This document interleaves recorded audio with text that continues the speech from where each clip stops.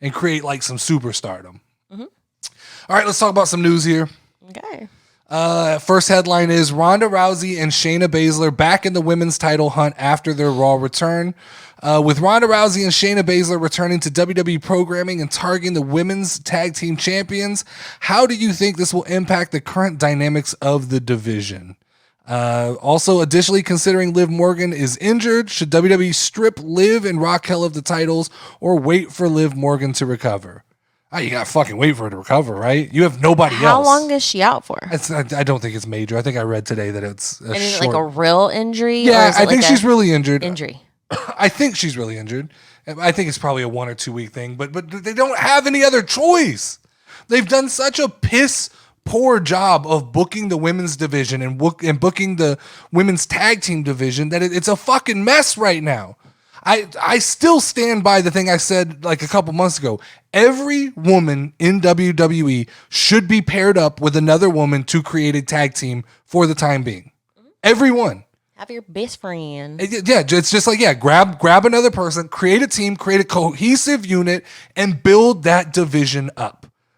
That's the only way you're going to build credibility. You could have Becky and Lita continue to be a tag team. Even while they can be doing separate things, but there's always the idea that they can come back together. Well, there's always somebody there to watch your back and to like follow on. Bianca Belair and Michin, right? Just for some reason, have them come together and be a tag team. Charlotte and Lacey Evans.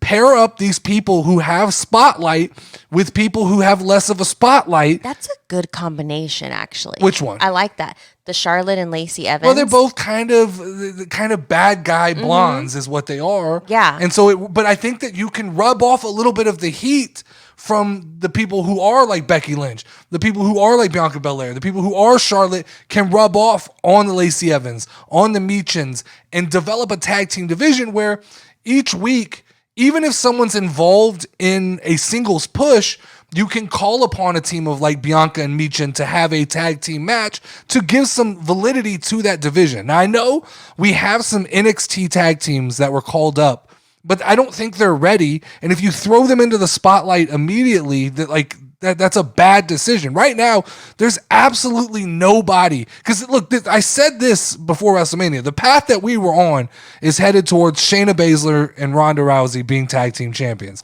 They were going to be the champions until they got hurt.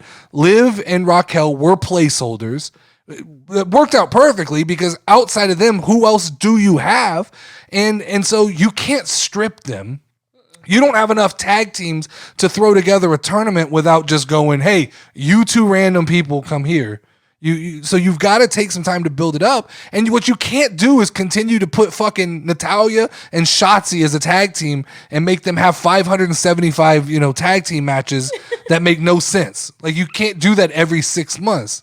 So the talent is all there in the women's division. They've just got to cultivate it. They've got to let it grow and grow into some fucking roots that people can get behind. Tag team these people up. Put two people together. Give them theme songs that are for the pair, right? Take some time to brand them. Matching outfits. I have it written right there. Team people up.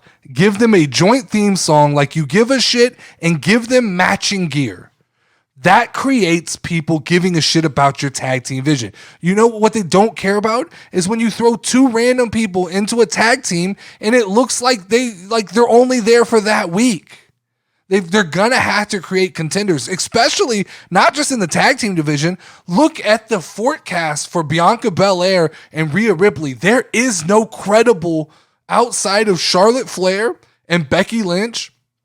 There's no credible threats to either one of those women. And it's just been a piss. There are people. Nikki Cross could be a credible threat if you allowed her to be crazy in a wild card and you dumb down her gimmick. But they've got problems in the women's division. So no, to answer that question, you don't just you wait. However long you have to wait, you wait for Liv and Raquel because you're gonna have to get at least 3 weeks out of that story between